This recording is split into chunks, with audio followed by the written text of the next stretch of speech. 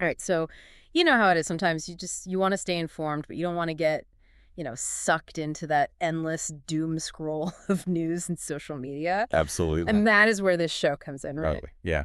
I think a Yeah. lot of people feel that way. Yeah, and so today we're going to dive into a situation that's really, I think, gripped a lot of people's attention in the scientific community, and that is the Royal Society's recent decision regarding one of their fellows, Elon Musk.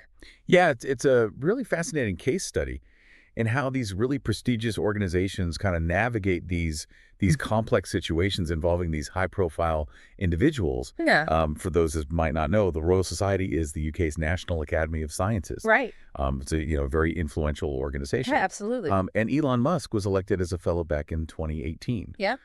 largely due to his work in the space industry with SpaceX and the electric vehicle world with Tesla. Right. Groundbreaking work in those fields for sure. Absolutely. But as we know, there's been this kind of debate brewing over whether, given some of his public conduct, whether the Royal Society should have taken disciplinary action against him. Right. We've got this great article that lays out the decision and all the controversy surrounding it. That's And right. and our goal in this deep dive is to really understand why the Royal Society ultimately chose not to go down that disciplinary path, Yeah. despite, a significant amount of concern being voiced. Yeah. And I think what immediately jumps out to me from the source material is just this real, division of opinion. Yeah. If you've got a substantial number of fellows within the Royal Society, Right. and even many in the wider scientific community Yeah. who are quite vocal in their disappointment Yeah. with this decision. Right. But on the other hand, you have the Royal Society Council, Right. which issued this very specific rationale for their choice. Yeah. So we're really looking at this kind of tension Yeah. between perspectives Exactly. on this. Yeah. Yeah. So before we get into the Royal Society's reasoning, let's nail down exactly what actions by Musk Sure. kind of triggered these concerns in the first place. Yeah. What were the key examples that led to, calls for potential disciplinary action? Well, the article highlights a couple of really prominent examples that I think really ignited this debate. Okay. One that garnered a lot of attention was an instance where Musk referred to a member of parliament, Jess Phillips, as a rape genocide apologist. Wow. That's obviously a very inflammatory term directed at a public figure. Right. And it understandably caused a lot of stir, Yeah. and led many to question whether that was the kind of behavior or language that's aligned with, being a fellow of the Royal Society. Right. It's certainly not the type of language you typically associate with someone holding such a distinguished position. Yeah, absolutely. What was the other main point of concern? So the other significant issue revolved around his involvement in what were described as swinging cuts Oh, wow. to research funding in the United States. Got it. And this was apparently linked to this thing called Doge. Yeah. Now, Doge seems to have been an unconventional, maybe even dismissive term Yeah. that was used in relation to a department or initiative focused on government efficiency. Okay. But the concern was that these cuts that were influenced by Musk's reported involvement Mhm.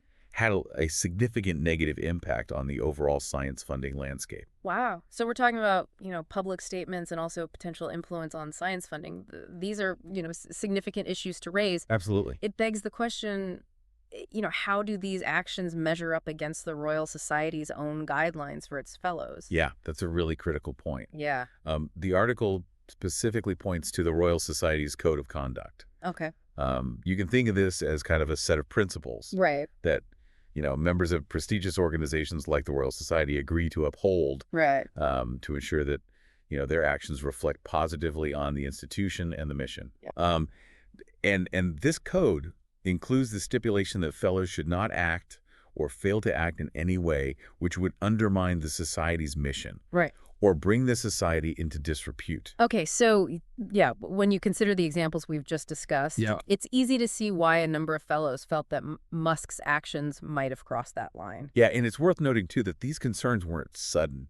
Oh, okay. These really intensified over the past year or so. Okay, so this has been a growing issue. Yeah. Okay, so given these concerns and this code of conduct, what was the Royal Society's ultimate decision Yeah. on whether to take disciplinary action? So the The central point here is that the Royal Society Council decided not to take any disciplinary action Wow. against Elon Musk. Okay. And this is explicitly stated in the article. Yep. Um, they even included details from an email that was sent by the president of the Royal Society, Sir Adrian Smith, Okay. to the fellowship explaining the council's reasoning. Okay, so let's delve into that reasoning. Yeah. Why did the Royal Society Council decide against pursuing disciplinary measures in this case? So according to President Smith's email, the council's primary concern was that making judgments on the views and actions of their fellows, Right. particularly when those views or actions can be seen as political, Yeah. could do more harm than good to the society and to the cause of science in general. Yeah, it does sound like they were concerned about potentially, opening a Pandora's box. Right. Or venturing into this territory that could really politicize the institution Exactly. in its role. Yeah, their stance, as outlined in the email, was that disciplinary proceedings Right. simply shouldn't be initiated based on these kinds of grounds. Okay. They seem to be drawing a distinction between a fellow's scientific achievements, Right. which are the basis for their election, Right. and their broader public conduct and opinions, especially when those stray into what you might consider political discourse. Right, and it sounds like they believe, their focus needs to be on the bigger picture. Yes. Right. Yep. These broader challenges facing the scientific community as a whole. Precisely. Yeah. President Smith stated that the challenges facing science are much larger Right. and more systemic than the actions of any single individual. Right. The council felt that their primary responsibility was to focus their efforts on advocating strongly for science itself, for its importance and its funding, rather than getting drawn into what they might see as these potentially divisive disciplinary actions Right. against individual fellows based on their public statements or actions outside of their direct scientific contributions. Yeah, so almost like they're prioritizing the collective mission Yes. over individual conduct. Right. In this specific instance, Right. that's a very clear articulation of their position. Uh-huh. However, the article also makes it clear that this decision was met with significant reaction Right. and didn't sit well with a large segment of their fellows and the wider scientific community. Yeah, absolutely. The period leading up to this decision was actually marked by considerable internal debate Okay. and dissent. Wow. The article mentions that numerous fellows within the Royal Society actually wrote to the Society, Right. expressing their deep concerns about Musk's conduct Yep. and urging them to take action. Wow. And when a formal response wasn't immediately forthcoming, Right. two very highly respected and prominent scientists Yeah. even chose to resign their fellowships in protest. Wow. That kind of action really underscores the strength of feeling Yeah, it does. on this issue. Resigning from such a prestigious body is a huge step. Absolutely. So clearly this is a big deal. And it wasn't just a few individuals. Right. It was a large number of people expressing discontent. Yeah. No, the opposition was quite widespread. Okay. The article also highlights that over 3,400 members of the wider scientific community signed an open letter, Wow. specifically expressing their dismay at the Royal Society's handling of the situation. Yeah. And there's apparent lack of accountability. Wow, over 3,400. That's a huge number of people within the scientific world Yeah, voicing their concerns. absolutely. And we even saw some very high-profile figures calling for more, decisive action. Yes, the article specifically mentions Nobel laureate and pioneering AI researcher Geoffrey Hinton, Right. who went so far as to publicly call for Musk's expulsion from the Royal Society. Wow. He is quoted as saying, if the Royal Society gives fellowships for promoting science, Yeah. they should take them away for demoting science. That's a very powerful quote. Yeah. And it, really illustrates that opposing viewpoint Yeah. very well. Yeah. But the article also touches on some of the counter arguments, Yes. right? The potential reasons why the Royal Society might have been hesitant to expel a fellow with the profile of Elon Musk, Right. right? What were some of those? Well, I think that there were likely concerns about the political ramifications of such a move. Yeah. Expelling someone as prominent Right. and often controversial as Musk would undoubtedly attract a huge amount of media attention. Oh, for sure. And, could easily be framed in all sorts of, politically charged ways. Right. And could potentially, further polarize the issue. Yeah. Yeah. So there were also likely internal discussions about consistency. Yeah.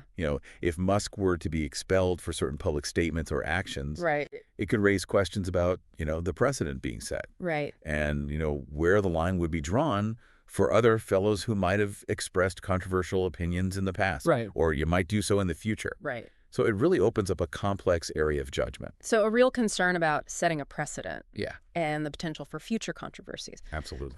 The article also hints at this argument that revoking Musk's fellowship could inadvertently undermine public trust in science. Yes. Right. What do you make of that? Yeah, so the thinking there might be that such a move could be perceived by some as the Royal Society bowing to public pressure or engaging in politically motivated actions themselves, Right. rather than, strictly adhering to principles of scientific merit. Right. So how do you sort of toe the line between upholding your values Right. and maintaining credibility? It's a very delicate balance Yeah. to strike Yeah.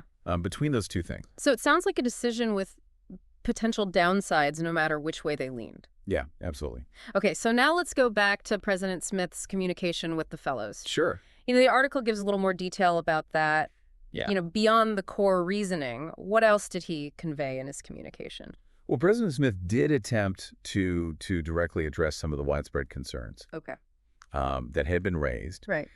He made it very clear in his email that the council's decision not to pursue disciplinary action against Musk should not be interpreted as an endorsement or condoning, of attacks on science or on scientists themselves. Got it. He specifically reiterated the Royal Society's ongoing and serious concerns Right. about, significant cuts to science funding in the U.S., Right. the worrying spread of misinformation, Yeah. and a general disregard for evidence-based scientific understanding, Right. particularly by what he referred to as the new U.S. administration. Okay. So they're trying to emphasize that, their decision on Musk doesn't mean they're ignoring Right. these broader issues Right. that a lot of the critics were concerned about in the first place. So they're essentially saying, we share the concerns about the broader scientific landscape, even if we're not addressing them through, disciplinary action against this one individual. Right, exactly. Okay. And there's also this other interesting detail. Yes. In the article that mentions a formal letter was sent directly to Elon Musk Right. by the incoming president of the Royal Society, Sir Paul Nurse. Yes. However, the contents of that letter were not made public. So we don't know what was said there. It raises questions. It does. What was communicated privately, Yeah. even if no public, disciplinary action was taken, Exactly. definitely leaves you wondering about the tone and the message conveyed in that private communication. Yeah. But it sounds like the Royal Society is also planning to take some more proactive steps Yes. to address these broader concerns moving forward. Yeah, President Smith's email emphasized the Academy's firm commitment to step up advocacy for science Okay. and to challenge attacks on science and on scientists, Got it. particularly in the United States, Right. where some of these funding and misinformation issues have been particularly prominent. Okay. He also outlined plans to engage more directly with their fellows who are based in the U.S., recognizing that they are often on the front lines of these challenges. Right. Additionally, they're looking to expand their engagement and dialogue with fellows here in the UK as well. So it suggests kind of a broader effort to, reinforce the importance of science and to address any threats. So it seems like, their response is multifaceted, right? No direct disciplinary action against Musk. Right. But this renewed focus on broader advocacy and engagement. Yes. Okay, so now the article includes the perspective of this guy, Stephen Curry, Right. who, as we've heard, was quite critical of the situation. Yes. So, first of all, who is Stephen Curry? So Stephen Curry is an emeritus professor of structural biology at Imperial College London.